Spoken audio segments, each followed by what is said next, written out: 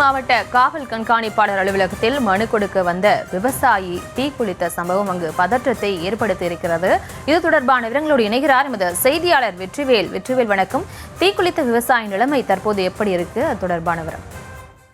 வணக்கம் பிரியங்கா. அதாவது தருமபுரி மாவட்டம் நல்லம்பள்ளி அடுத்து கீழ் ராஜா தோப்புன்ற ஒரு கிராமம். இந்த கிராமத்துல ஜெயராமன்ற ஒரு விவசாயி. இவர் அவருக்கு சொந்தமான நிலத்துல கோழி பண்ணை வச்சு நடத்தி வந்திருக்காரு. இவருடைய சொந்த நிலமாக இருக்கக்கூடிய 1.5 ஏக்கர் நிலத்தை அடமானம் வைக்கிறதுக்காக அவருடைய நண்பர் செல்வராஜ்ன்றவருக்கு அவர்கிட்ட அந்த பட்டத்தை அடமானம் வைக்கிறாரு. அதாவது அவர் மூலியமா எங்கேயாவது பணம் வாங்கி கொடுன்னு சொல்லி அவர் கொடுத்திருக்காரு. அந்த நிலையில அவர் 10 லட்ச ரூபாய் கடனா அந்த பட்டத்தை அடமானம் வச்சு 10 லட்ச ரூபாய் வாங்குறாரு. அந்த 10 லட்ச ரூபாயில ஜெயராமன் கிட்ட 3 லட்சம் மட்டும் கொடுத்து மீதி 7 லட்சம் அவருடைய நண்பர் செல்வராஜே வச்சுக்கிறாரு. இந்த நிலையில இவர் இந்த பணத்தை திருப்பி வாங்கி கொடுக்கணும், அது மட்டும் இல்லாம பத்திரத்தை வாங்கி கொடுக்கணும்னு சொல்லி அதிகமாவட்ட காவல் நிலையத்துல பல முறை புகார் கொடுக்குறாரு. இந்த நிலையில ஒரு பத்திரத்தை மட்டும் வாங்கி கொடுத்து இன்னொரு பத்திரம் வாங்கி கொடுக்காம பணமும் வாங்கி கொடுக்காம இருந்திருக்காங்க காவல்துறை.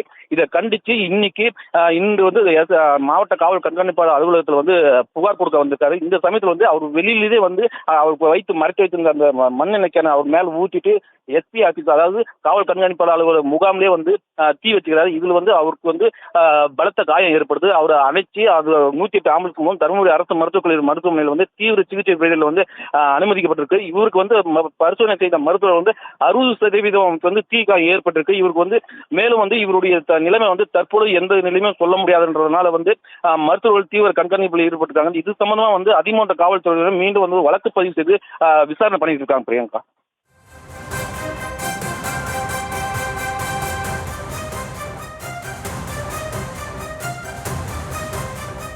விவரங்களுக்கு நன்றி வெற்றிவேல்.